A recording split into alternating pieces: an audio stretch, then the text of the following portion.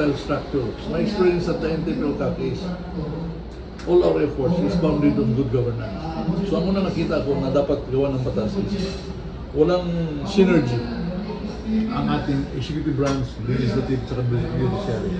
Dapat you have separation of powers, pero dapat kayong common terms. So ang common terms dyan is the Ambition 2040.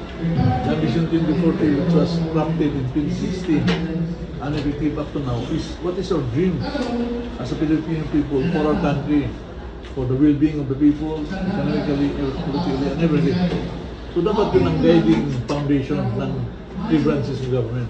Kasi kung meron man silang gawing batas sa legislative, meron man gawing trabaho ang executive at ating judiciary, yun ay pag-aangat sa buhay ng mga taong bayan. In fact, very clear sa Ambition 2040 na ang mga middle class ay dapat nangangat ang pamumuhay para umangat ang mahihirap.